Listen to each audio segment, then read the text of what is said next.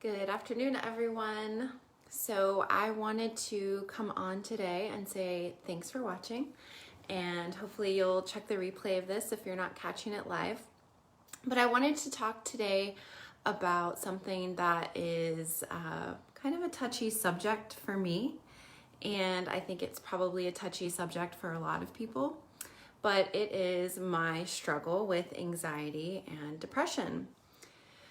So, just to give you a little bit of backstory today, I wanted to share that anxiety and depression is something that I've struggled with previously in my life for many, many years.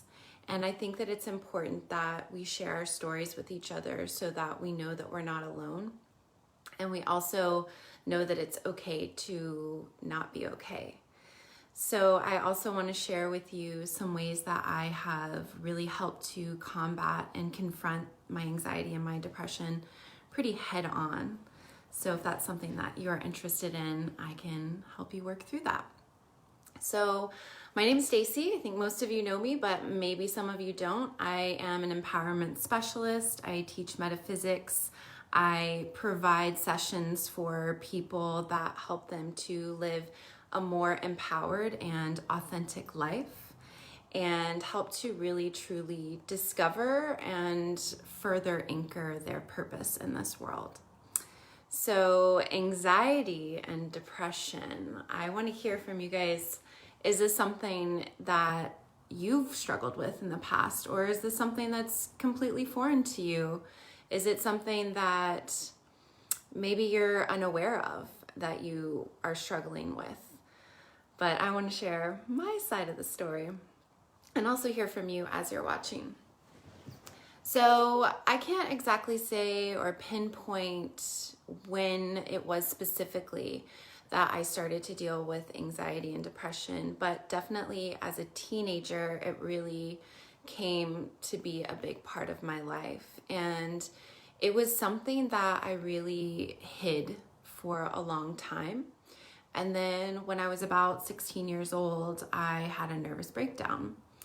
And a lot of my trauma and struggles I instinctually blocked out as a child because we don't ever really want to, I guess, let others know that we're not okay.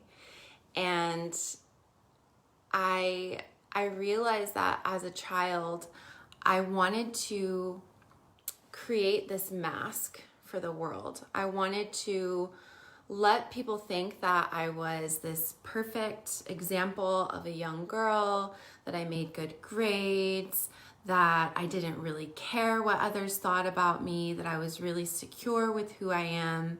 But behind that, I was struggling to feel like, okay, I hope that everybody likes me. Let me just become a people pleaser and try and do whatever I think that others would like to get them to like me and think that I'm a good person. And I definitely, that came through in my schoolwork and with my teachers. And I only ever had, I think, one teacher that didn't like me because maybe she saw through my bullshit, honestly.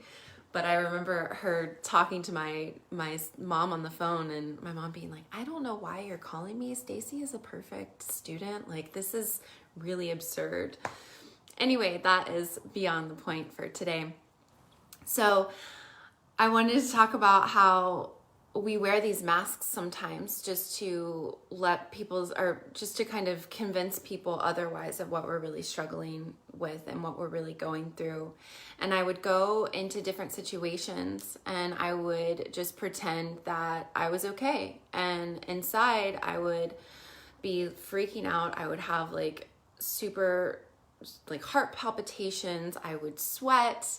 I would stumble over my words sometimes. And then if it was a really bad situation, I would just go into the bathroom and have a panic attack and be in there for a little while and then come out and act like everything was perfectly okay.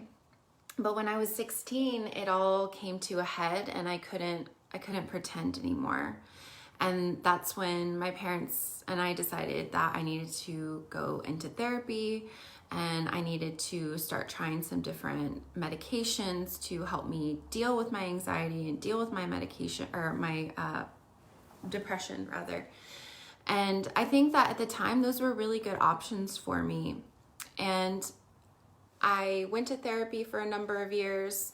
I saw my therapist, but I could never truly be honest with him about what I was going through because I couldn't be honest with myself about what I was going through.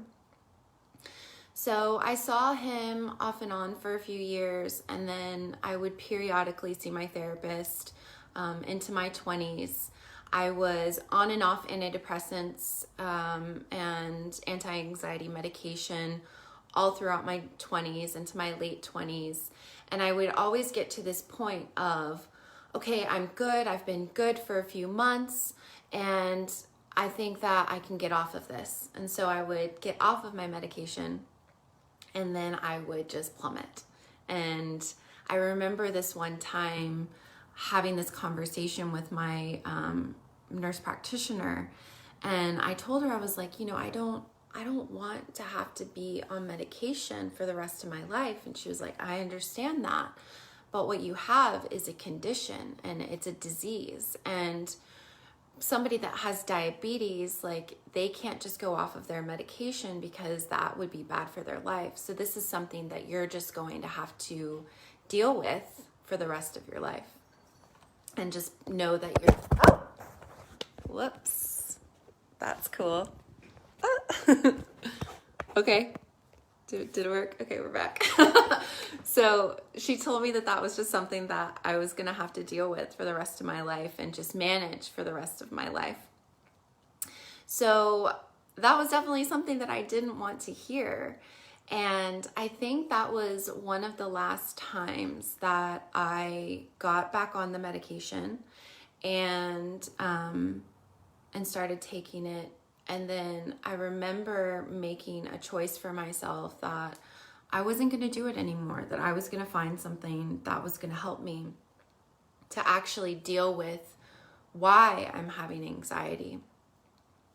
So in 2017, I found the mystery school, and I received a life activation, and I received my adept initiation into the mystery school.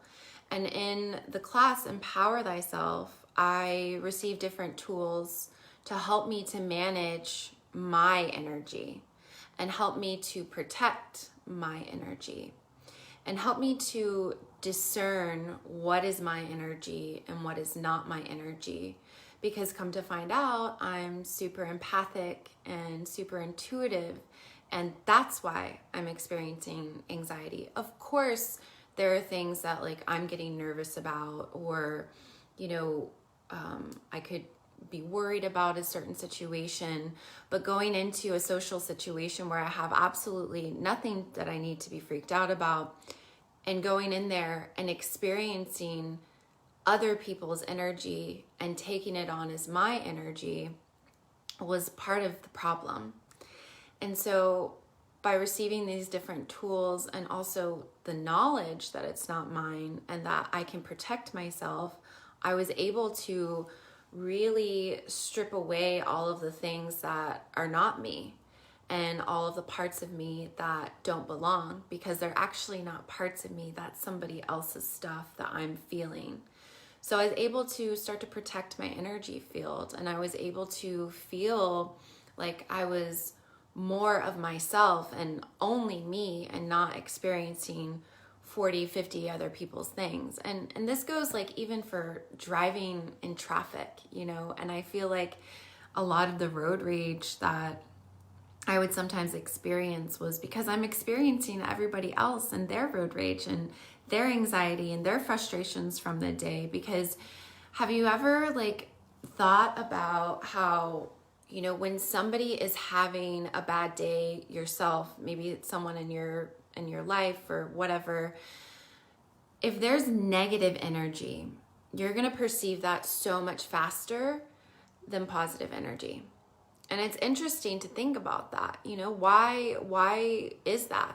And why am I walking into these different situations, putting myself in these different situations where there's a potential for there to be more negative energy than positive energy? So anyway, that's a whole nother tangent that I could go off on. But I wanted to just come on today and share my journey with anxiety and my journey with depression and say, let you know that you're not alone if this is something that you're experiencing.